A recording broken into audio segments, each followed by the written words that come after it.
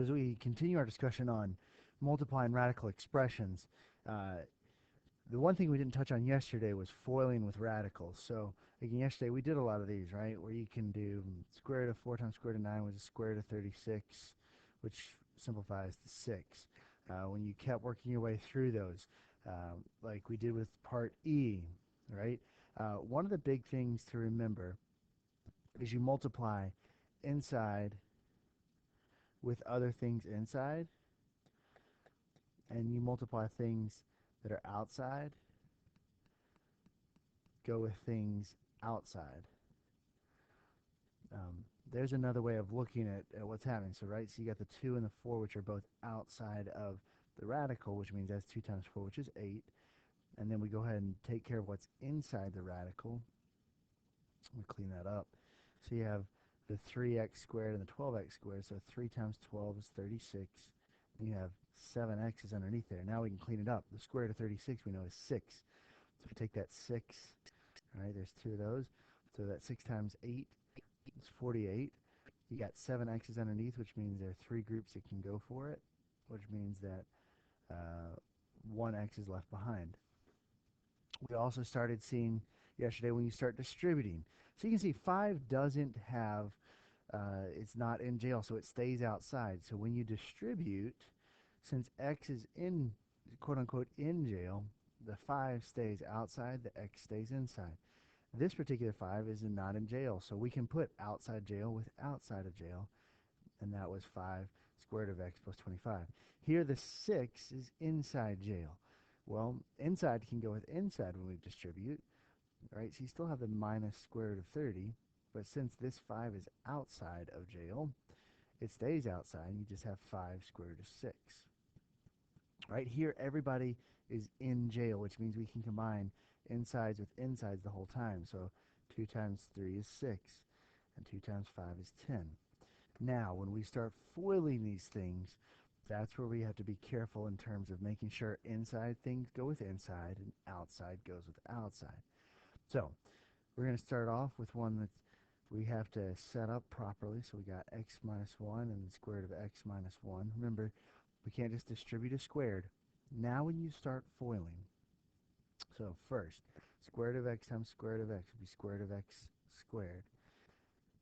Outer, square root of x times 1. Why, that just turns into minus 1 square root of x. Now we have negative 1 times square root of x. The negative 1 is outside of jail, so it stays outside of jail.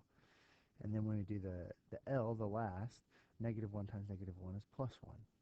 Now is when we got to put everything we've been doing together. Let's go ahead and we can simplify this first term, the square root of x squared. Those 2 x's in jail, both of them can make a break, one gets out. Here we've got like radicals, minus 1x, minus 1x, which turns into minus 2 square root of x plus 1. So there's your final answer. All right, here we go with the second one. So first, we have this 4 square root of x, 4 square root of x. Well, both the 4's are outside, which means they multiply together. And then the x's are both inside, which means they multiply together. Now we multiply 4 square root of x times 2. Here the 4 is outside of jail. The 2 is quote-unquote outside of jail, so they multiply together. And then we just have square root of x that's left inside. We do the inner. Negative 3 isn't in jail. There's no square root over it. The 4 doesn't have a square root, so it's minus 12 square root of x. And then finally, minus 3 times positive 2 is negative 6.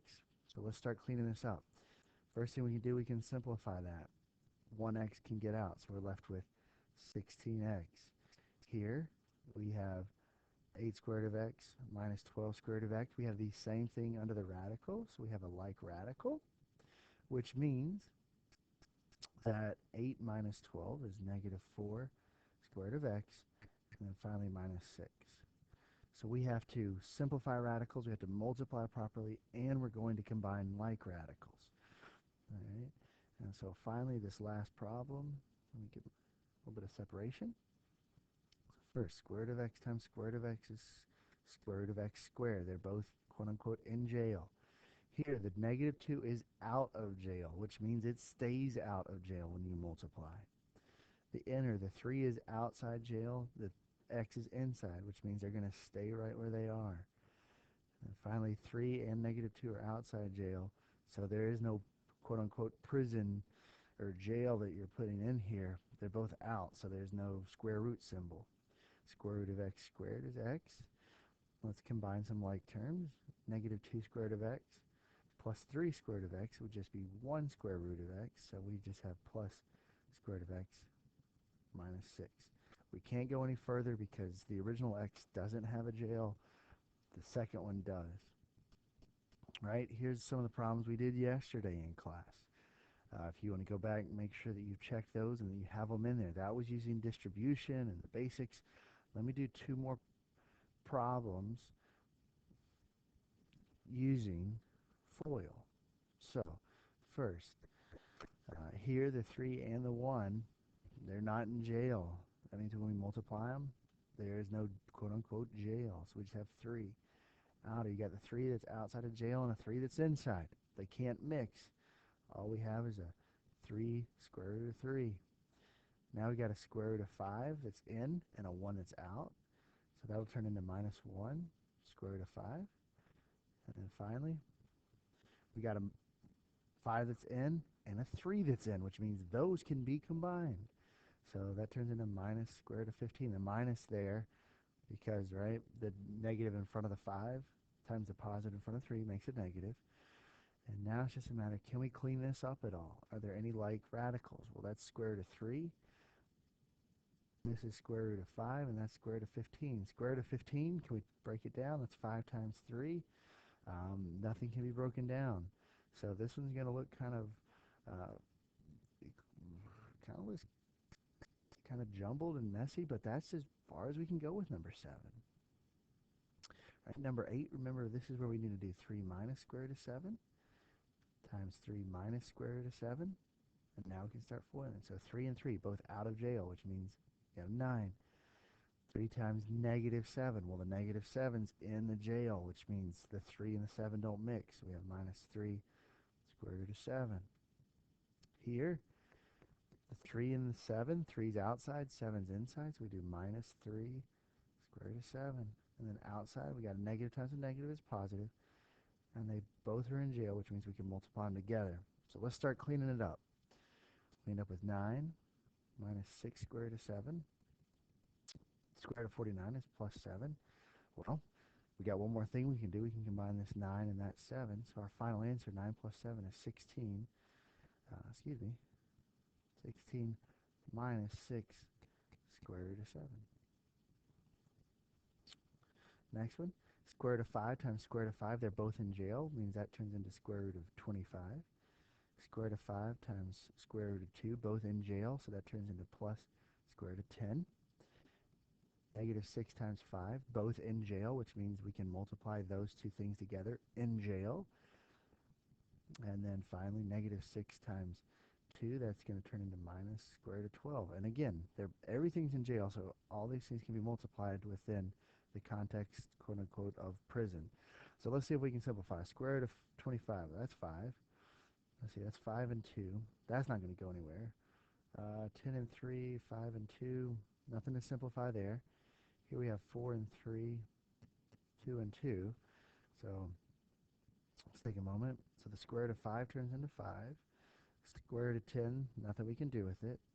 Square root of 30, nothing we can do with it. But the square root of 12, we can clean up a little bit. We can turn that into minus 2 square root of 3. That's as far as we can go.